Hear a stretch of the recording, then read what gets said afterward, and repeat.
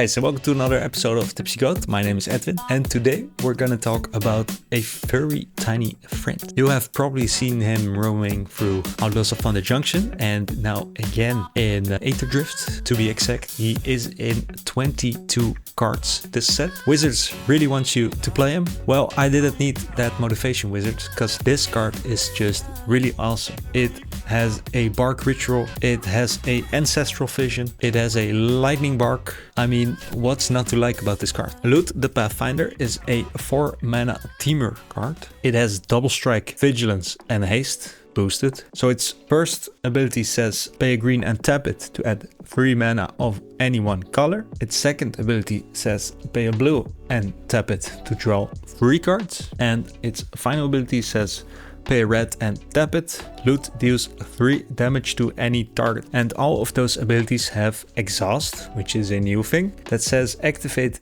each exhaust ability only once. So Loot really pushes you in a direction, because of course you want to keep on using his abilities, but they say you can only activate it each ability only once. So we need to blink it, because blinking it makes it a new object, and exhaust haven't seen this card. Loot also has haste, so whenever you blink it, you can activate it straight away. You can tap it if you have an untapper. You can, after you've added 3 mana of any one color, which you probably make blue, and you can draw 3 cards straight away. So blink this a couple of times, make a lot of mana, draw a lot of cards, and there you have it, a very tight game plan. Before we get further into the video, I would like to remind you that most of the people watching this aren't subscribed. It is a really easy way to help the channel out, help us grow, and help us to keep making content like this one. Thank you very much. Let's first look at the archetype we are going to build. If you remember, those are aggro, control, mid-range and combo. And combo is usually a combination of aggro, combo or control combo. So if we're talking about archetypes, there is really only one way to build them, and that is combo. We want to go through our deck pretty fast, make a lot of mana with its first ability, blinking them a couple of times to draw extra cards, finding a piece to go infinite, drawing all of our cards, and probably if we can make infinite mana and blink him infinite times, we can use his last ability to deal 3 damage to any target. So basically lightning bolting our opponents. So as we said, we need a lot of blink spells. So we have 9 blink spells. We have a board wipe.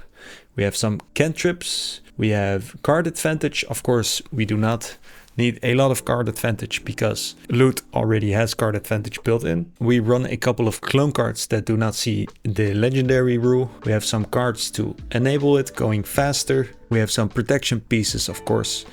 We have 10 ramp pieces, but we also have 5 ramp harder pieces. We have some tutors to look for our pieces, and then we have some untappers to untap the loots whenever it uses its first ability, so we can also use the second ability in the same turn. So of course we have 2 wincons, and I'll reveal them at the end of this DeckTech. So as we saw, blinking is very important, so let's start with that. We have a blur that just says blink 1, draw a card. Conjurer's Closet says blink 1 creature at the beginning of your end step. And of course there's Deadeye Navigator. It is a 6 mana 5/5 with Soulbound that says you may pair this creature with another unpaired creature. When either ends, they remain paired for as long as you control both of them. And as long as Deadeye Navigator is paired with another creature, each of those creatures has pay 2, exile this creature, then return it to the battlefield under your control. Well, this one is a little bit difficult, but Loot says pay a green at 3 mana of any one color. So obviously paying a green and paying generic and a blue is 3 mana, which Loot makes, but you need green as well.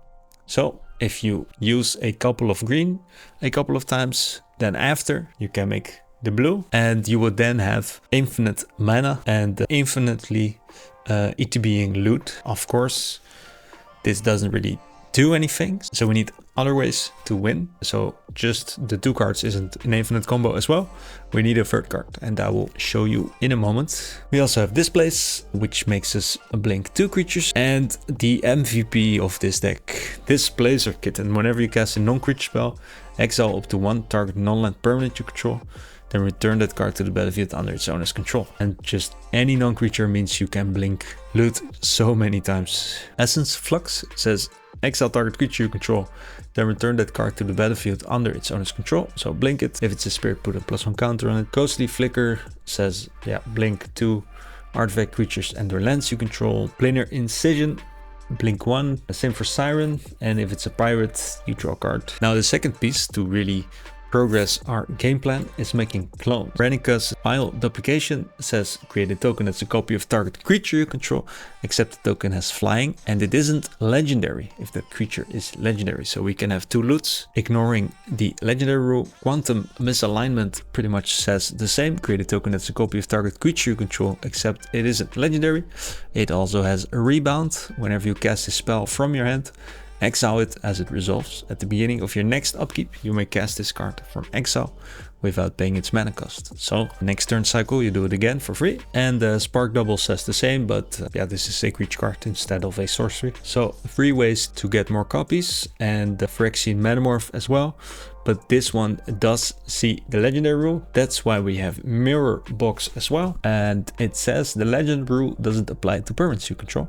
Each legendary creature you control gets +1/+1, and each non-token creature you control gets +1/+1 for each other creature you control with the same name as that creature. So having 4 loots mean they all get +3/+3, and they all have double strike and haste and vigilance.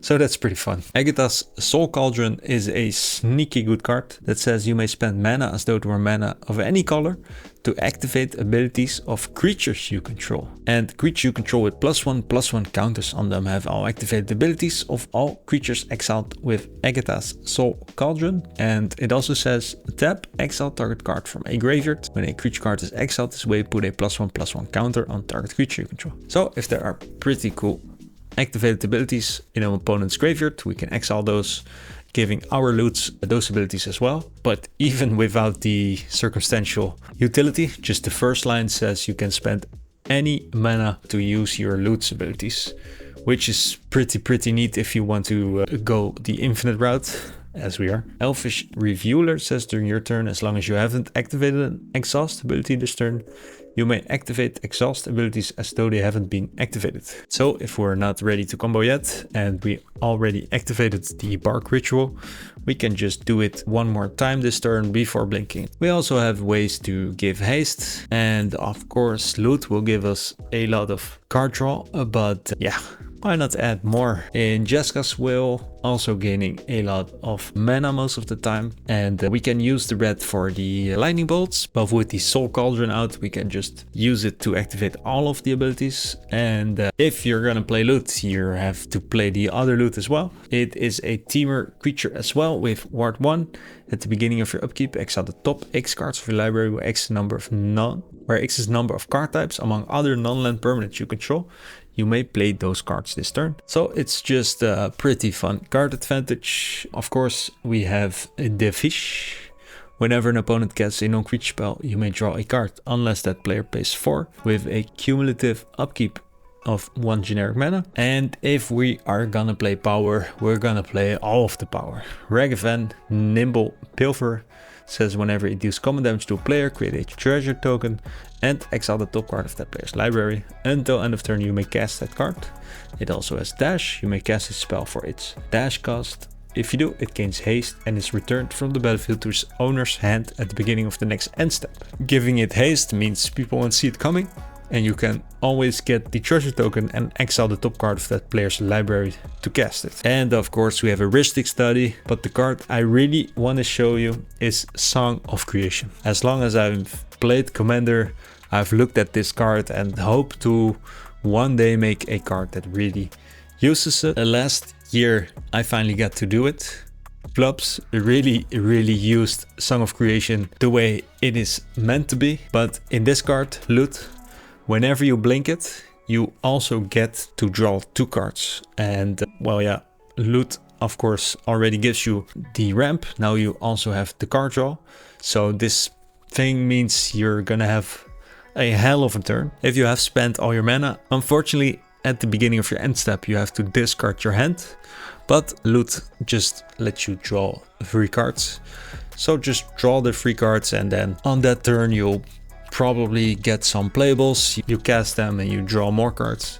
This enchantment is just absolutely wow. Now to really use loot, of course, we need some ways to untap it. We have Lore of the Healing House that says untap another target permanent or untap 2 other target legendary creatures. So if we have loot and a copy of him, we can untap them both at the same time. Kiora's Follower just lets you untap another target permanent. Legolas says the same, but it also has split second, and until end of turn it gains hexproof reach, and whenever it becomes tapped it deals damage equal to its power to up to 1 target creature. So it's a removal spell, it's an untapper, and it's a protection spell, and that all for just 1 green mana. Minimal, well, minimal is just always good whenever you're playing blue and your creature has a tap ability.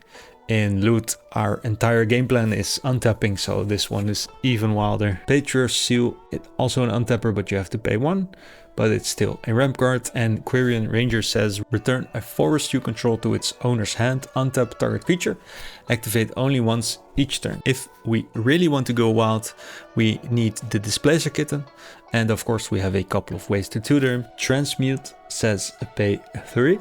Discard this card, search your library for a card with the same mana value as this card, review it, put it into your hand and shuffle. Transmute only as a sorcery. So both Drift of Phantasms and Model the Mixture can tutor up our Displacer Kitten. Eldritch's Evolution says as an additional cost, sacrifice a creature. Search your library for a creature card with mana value X or less, where X is 2 plus the sacrificed creature's mana value. Put that card onto the battlefield and shuffle. So we need at least a creature with mana value 1, and then we can just put the Displacer Kitten directly onto the battlefield.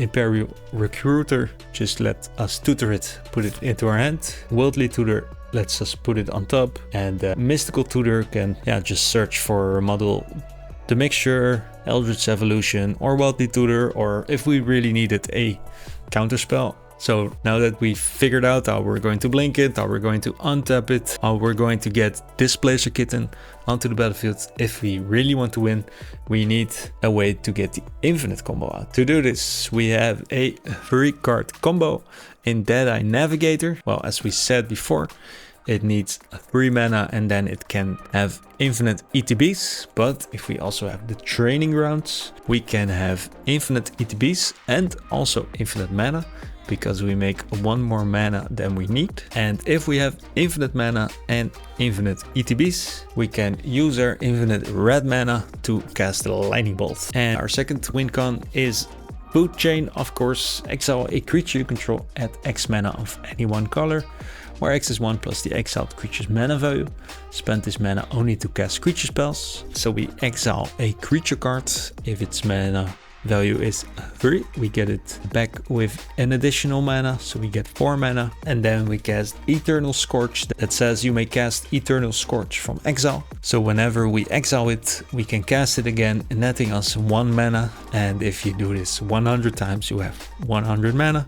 So now you have infinite mana, same for Squee, that you may cast from your graveyard or from exile. And of course, if we have infinite mana, we can cast Loot an infinite amount of times, cast a Lightning Bolt whenever we cast him, then use Food Chain again, cast Loot again, and then use the Lightning Bolt again, presenting an infinite loop where we have infinite Lightning Bolts. And if we need more blink, we can get the Archaeomancer back from our hand. And if we have a blink piece that targets 2 creatures, we can blink Loot and we can blink Archaeomancer. Of course, we can then use Loot again, and we get the blink piece back to our hand as well. So as long as we have a lot of mana, we can just keep on doing it until we find our infinite. The same for Eternal Witness. Of course, even better because it's just 3 mana instead of 4. Lastly, we need a way to pay our spells, and this deck being a combo and being just the best kind of deck out there, we're gonna use all of the disgusting pieces. Insignet, not that disgusting, but what it anyway. Birds of Paradise, of course. We have Mox Opal, we have Mox Amber, we have Sol Ring, we have Kiora's Follower, We have Lotus Petal if you really need it, Jeska's Will, and Enduring Vitality that says creature you control have tap, add 1 mana of any color, and when it dies, if it was a creature, return it to the battlefield under its owner control. It's an enchantment, so it's pretty hard to remove. And we have the Patriarch's Seal as well. And then we have a few pieces which I like to call ramp harder. The Food Chain, of course, as we saw. Loot lets us play an additional land on each of our turns.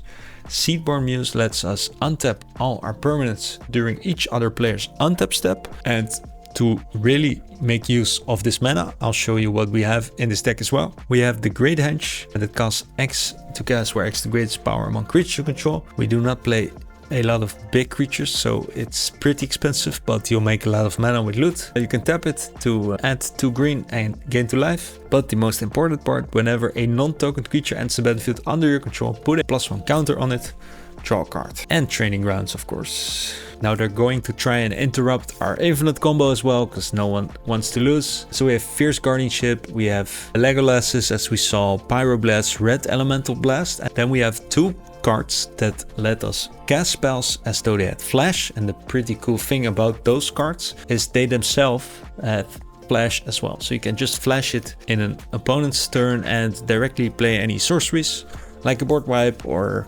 like your ramp spells, and keep on doing it. So I hope this got you excited about playing Loot the Pathfinder. It goes really wild, and of course it is a high-powered card that is even better when you play it with other really high-powered cards as well. If you don't, it's I wouldn't say a fair card, but with the power level we have going on most other commanders in this deck, it isn't that disgusting, especially if you're not going to play the Infinite combo. Then you need to blink him a lot of times to get the Lightning Bolt on a lethal level. Otherwise, it's just a really fun card that gonna draw you a lot of cards, make a lot of mana, and do some pretty weird things. On our gameplay episode, Daniel Kane played Loot the Pathfinder, and he went nuts. I'm going to spoil just a tiny bit because he played the Song of Creation, and let me say that card is wild in this deck.